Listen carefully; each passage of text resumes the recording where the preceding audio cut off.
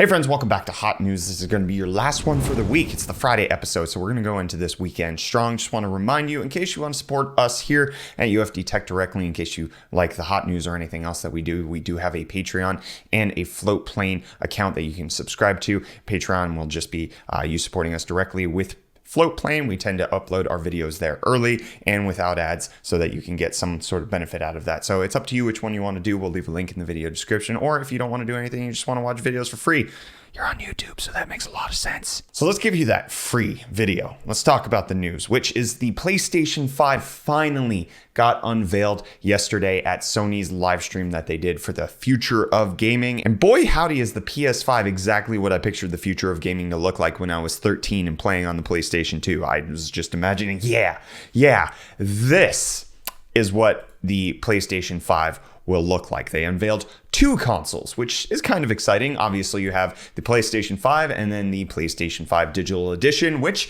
I can clearly see why they did it aesthetically with the PlayStation 5. You have that kind of like hip flaring thing going on. Like they just had, like they're going to need some replacement surgery. There's some inflammation going on there on the left socket. So they got to make sure that they had it removed. And that's what the Digital Edition is. You don't have the 4K UHD Blu-ray player that's in there. Obviously, we didn't get a whole lot more specs coming out because we already had the specs unveiled at a previous live stream that was done by Sony. So the console unveil is the big thing that happened. I think it is a very, very beautiful console, but that doesn't stop me from poking fun at it. We have a lot of memes, a lot of lovely memes that I want to just go through. Number one, this looks absolutely like it should be a expensive performing arts center. This is a great meme. Good job, meme.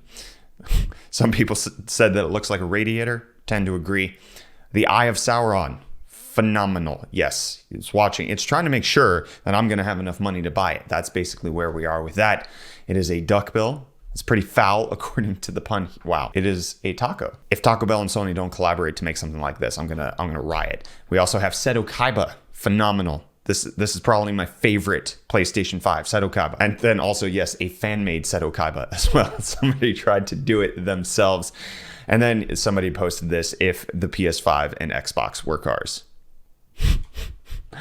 Glorious. But while we're trashing on the PlayStation 5, let us not forget that the Xbox Series X was also a meme of trash, and then also a refrigerator. It's a refrigerator. And then it's the PlayStation 5 is also a modem sandwiched between some stuff, and a good callback to the Sony PlayStation 2 in a binder.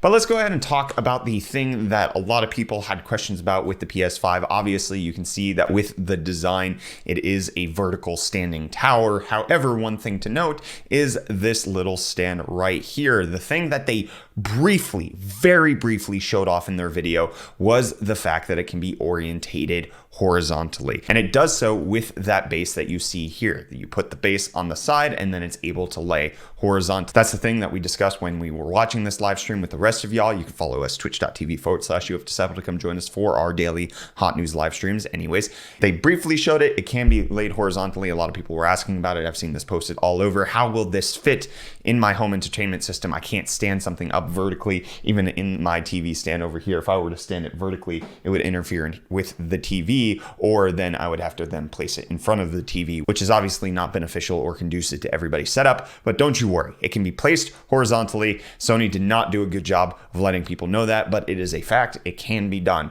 But that's not the only thing that came out of Sony's event. We got some games that were talked about. There was a lot of AAA games. There were a lot of indie games, which was very surprising and nice to see from Sony, that they're not just pushing the PS5 as like the groundbreaking, smack daddiest, biggest, powerful console of all, but like it's a console for games of all sizes and all shapes from all developers. It was really nice.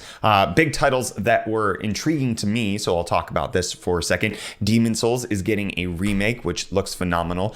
Horizon Forbidden West, which is going to be the Horizon Zero Dawn sequel, is going to be launching on PS5. They did not give a release date for this, which made me kind of sad, but it does look great. Resident Evil Village, also known as Resident Evil 8, also got confirmed for 2021. NBA 2K21 is not a game that I'm excited for, but I did want to talk about it simply because the shots that they used were sweating. They showed next gen sweating to show off the PlayStation 5. Like, a lot of the trailer was good because it was like a ray traced environment in a basketball court, and this shows off the ray tracing really great. But then they just cut to this close up of Zion Williamson sweating. That's what you get out of next gen graphics. Beads of water juice flowing down people's faces while they pass a rubber ball. I don't know. Am I too salty about this? Also, another game that looked really interesting, Project Athea, which is going to be made by the same team that did Final Fantasy 15, which, as long as they don't skip an entire 20 years of story, it might turn out to be pretty decent. And then finally, Spider-Man Miles Morales got announced as well. Kind of confusing because the way that it's named makes it feel like it's a DLC update or almost like it's an add-on to the PS4 game, but it's coming to the PS5 this year. So it's kind of odd. Is it a full game? Is it a full next-gen PS5 game? Not super clear on that. The things that we did not get were an official release date or an official price by Sony. It was just the reveal of the console and the reveal of games with some release dates for the games. We'll leave links in the video description for you to check out everything that you so desire about that. But just a quick comparison in case you're not familiar with the specs behind the PlayStation 5 and the Xbox Series X. You can take a look on the screen right now. PlayStation 5 is basically the same as the Xbox Series X with regards to CPU, maybe slightly slower. The GPU is slightly slower in some regards and slightly faster in other regards as far as the clock speed goes, but in overall performance,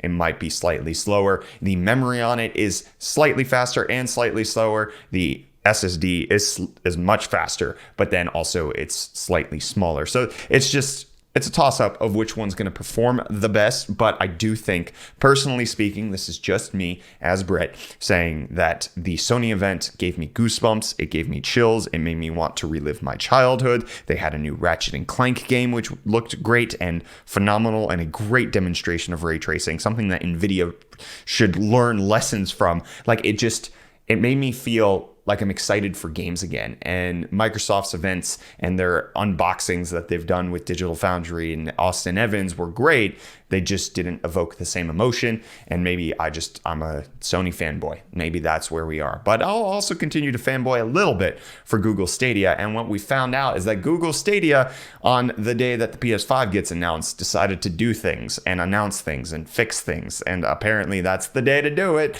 Well, now Stadia will have access on more phones. You have to enable it as an experimental thing in the experiments tab with playing on this device, but it should be available on all Android phones if you do the experiments. So that's cool. They also are now announcing fine-tuned per device resolution controls, where depending on what you're playing on, you could change the resolution, which just makes sense. Why was that not there at launch? And they're also giving a $10 coupon to anybody who's ever had Stadia. I guess because people aren't buying games, you're getting a $10 coupon off of a game if you had a Stadia Pro subscription at any point, which may be the 3 free months that you got when you purchased the Founders Edition, or if you got a Buddy Pass, they're apparently giving you a $10 coupon to pick up a game, which is kind of cool, but doesn't look very good that they're doing this on the PS5 day. They're just like, hey, we don't have enough sales. Please help us. Please clap. And then the last little Stadia news that I want to update is that it's now working on Android TV with a major workaround. 9to5 Google posting an article about how you can get Stadia to run on Android TV if you fix a few things, kind of the same thing with the experimental state, because that's how you get it to work. I just want to contrast this to another announcement that was made yesterday by NVIDIA with GeForce Now that now works on Android TV. I'm just gonna spell this out for you, okay, in case you're not following along at home. NVIDIA made a streaming gaming service that works on Android TV before the people who own and make Android TV as a software can put their streaming gaming service on the Android TV platform officially. NVIDIA did it when Google owns both devices. If that doesn't show you how backwards Stadia is, then I don't think you're following along very closely at all. But in case you were following closely along on Stadia, which again is not a whole lot of people, but to the people who did, they got a sneak peek at Ubisoft's next open world game, which looks surprisingly a lot like Breath of the Wild. It was called Orpheus in the Stadia store page. You can see here that people were able to access it for free. And apparently Ubisoft was testing this on Stadia, and then somehow it just became available on the Stadia App Store. And you can see the game looks remarkably like Breath of the Wild, especially with that stamina bar that's right there. It's kind of intriguing. It's obviously still in development. Ubisoft clearly still working on it.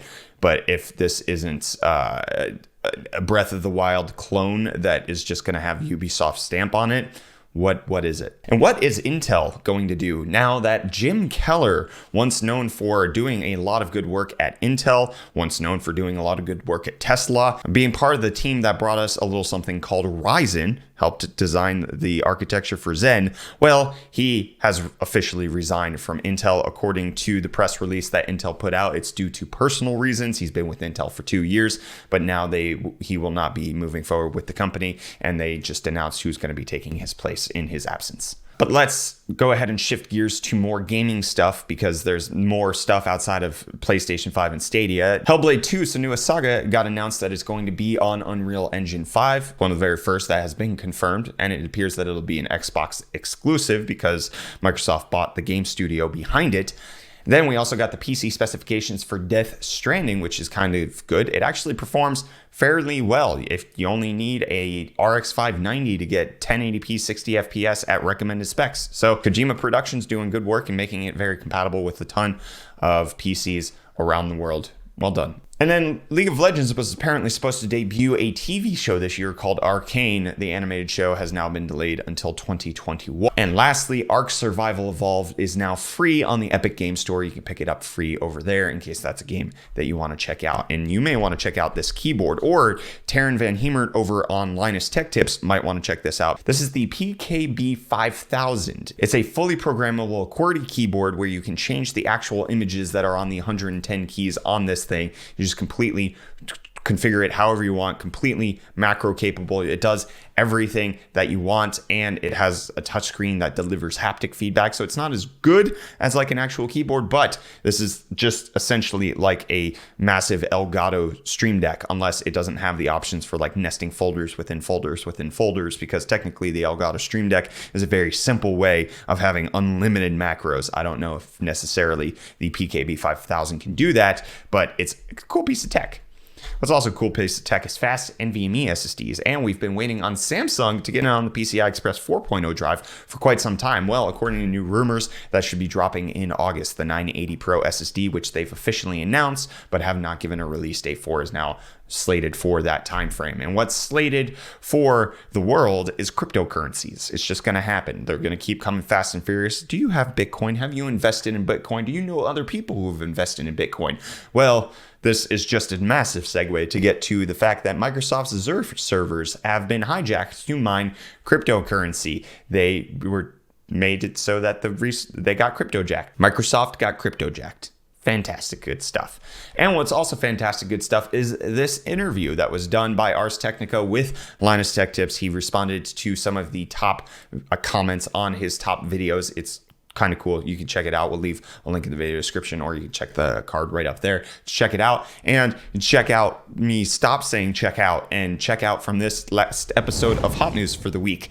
Don't forget to get subscribed. We have a couple more videos coming out this weekend. Be sure to stay tuned for that. We have Asus's world's fastest portable gaming monitor at 240 hertz. It's pretty phenomenal. And then also the best bang for buck budget PC build that you can do.